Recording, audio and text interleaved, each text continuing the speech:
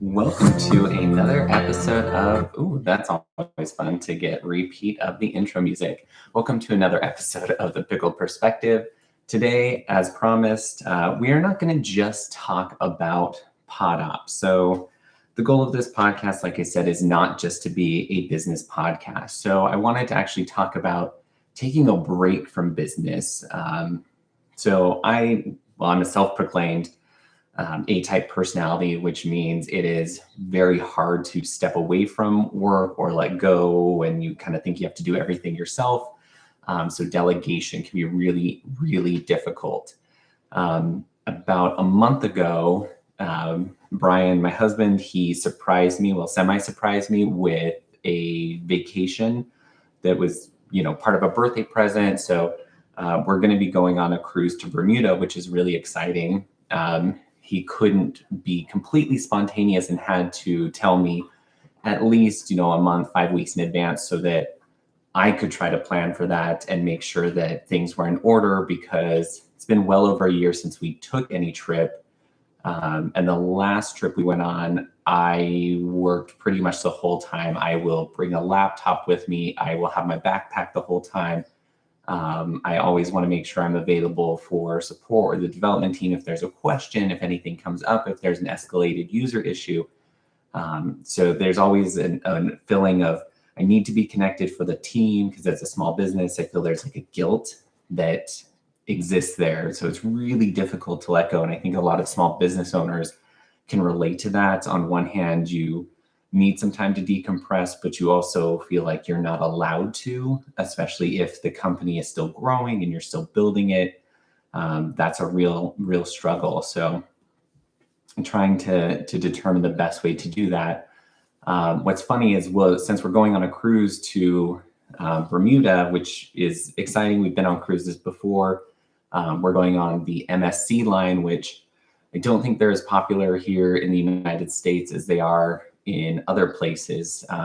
We've been on them twice before in years past out of, where did we start before? We started out of Southampton in the UK once, and that was a great cruise, except we went in November. And so, and if you know anything about the UK or the North Sea, it's a pretty chilly time of year. So every city we stopped at, though beautiful and a lot of history, very, very chilly.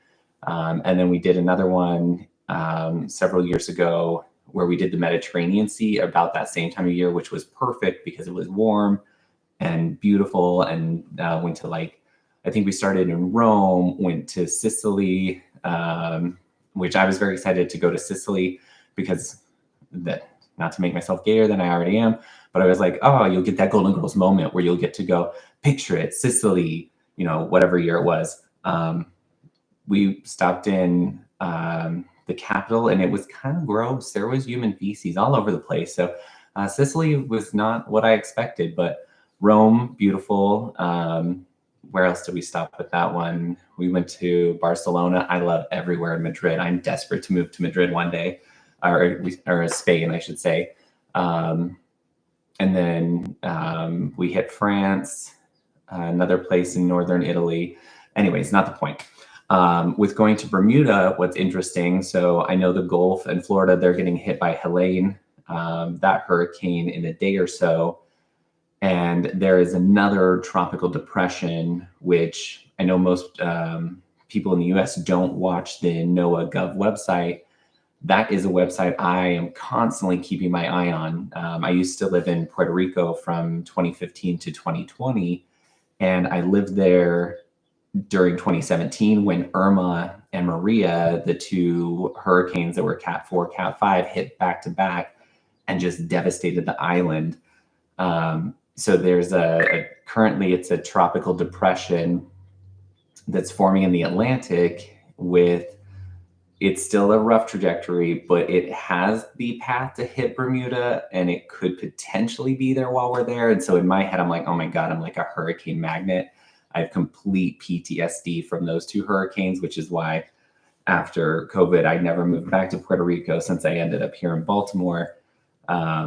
22 days on that island without power or running water, taking baths in the ocean, which at the time seemed like a really good idea because you're so hot and sweaty and sticky and disgusting. But then you get out and you're salty and crunchy, and it's actually worse. So it's a catch 22. Yeah, I'm just kind of picturing like, oh God, what if like the ship got to the island and then we got stuck there and now we're there living on a boat? That could be 10 times worse because at least even though I had a house without power, I had a place to live, sort of. Yeah, so those are the crazy thoughts going through my brain at the moment. But today I was also trying to prep for, okay, how do I do my podcast episodes next week as we're on the go? Already running into trouble with that, trying to run it on the iPad. Google Chrome, which if you want to stream through YouTube, because we have a scheduled live cast for the announcement on the 30th, I have to do the episodes directly through YouTube. I can't stream them through Studio because YouTube will block the stream. So I need to use Chrome, which is interesting. So on the iPad, it says the browser's out of date, checked it, updated it, all that good stuff. You're trying to get your tech in check. Doesn't work. So had to default back to my normal setup and setting. Things are already off to a rocky start. I was going to try using the phone this morning, but I would never show you all a picture of my desk, maybe someday, but it is covered in technology and garbage. So like I have my Rode is here. So I've got that. Here's my mic. There's phones, headphones, keyboards, piles and piles of Post-it. Aside from the most important thing, the coffee that's to the right, there is no space for the phone to be set up in its tripod to make it work last minute.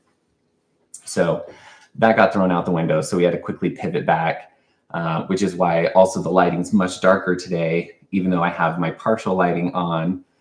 For those who are watching the video version, it is incredibly dark here right now as we're not only moving later into the year, we're getting kind of those pre-effects of the storm that's in the southern part of the country. And so it is just downpouring. It's very dark outside. So I'm not well lit. I do have my pickle behind me. So at least there's a little green light. So kind of gives you that ominous feeling, very Halloween, which I'm excited for. I love Halloween. So getting back on topic there, I definitely segued.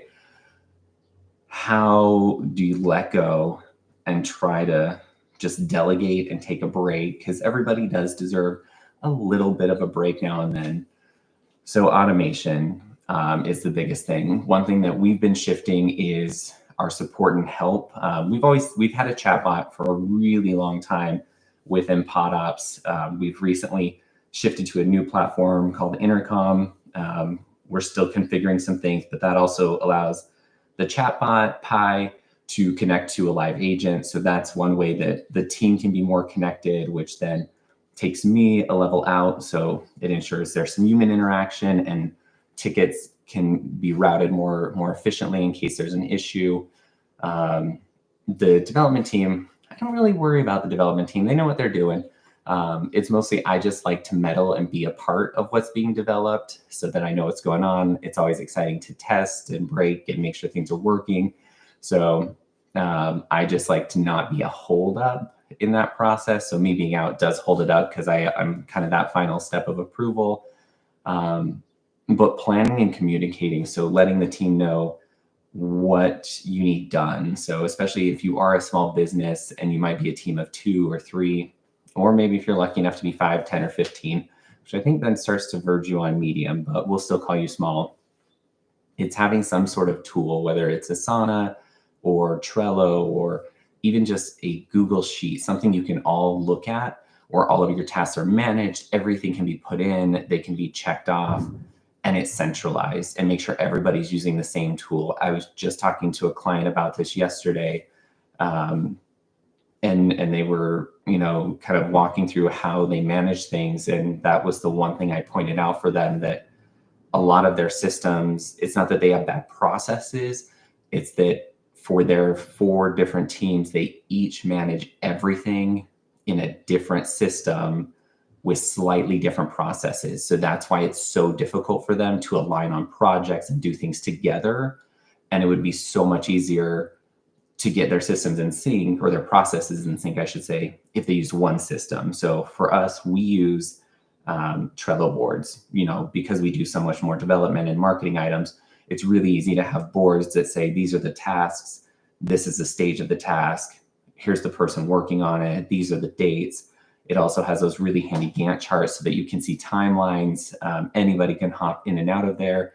And then if you are like me and you're obsessive, you can easily get to a browser, assuming you have internet connection. And with a ship, this is where things get really sticky, those days at sea.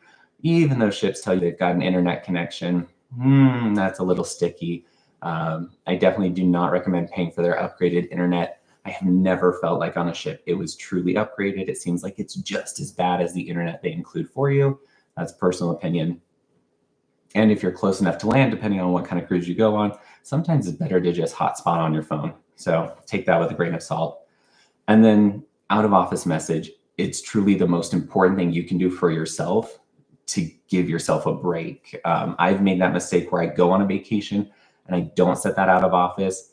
And then people really do expect a response from you, and you have to respond. So if you put that expectation out there, when somebody gets it, they are much more respectful of, oh, great, you're out of the office. I'm not going to hear back from you until X date, or whenever you put in there, or at least they know there's a delay. That way you also avoid somebody getting upset because they didn't hear from you. Or if you have somebody who can be your backup, they know to go to them if there's a critical issue. Which I do, if you have somebody you can put as that second in command, I definitely recommend having a backup. That gives you another layer of comfort, so you can take some time off, take a break, recharge your batteries, come back as, your best self. I'm really bad at, kind of doing those self mental health checks, or whatever you want to call them, but it does help you avoid burnout and ensure that you're a better team member, better for your customers, and just all around ready to come back and go full force.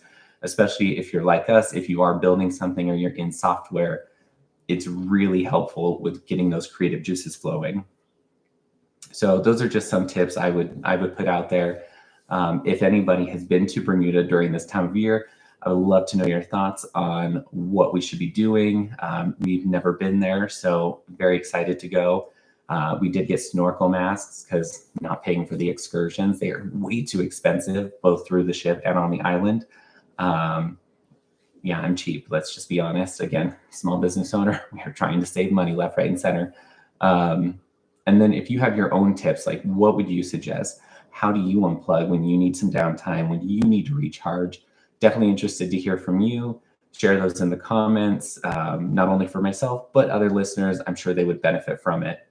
If you are in the South, going to get hit by this hurricane, please stay safe. Definitely take any of the warnings from your local officials seriously. Hurricanes are a big deal. I know in Florida, they do wine parties, but when we're getting over those category 1 and 2, it is serious. So take those warnings seriously. You'll be glad you did. I know that I regretted some of my choices when we had those 4 and 5s hit us. So again, thanks for tuning in. Let me know your thoughts in the comments, and happy creating.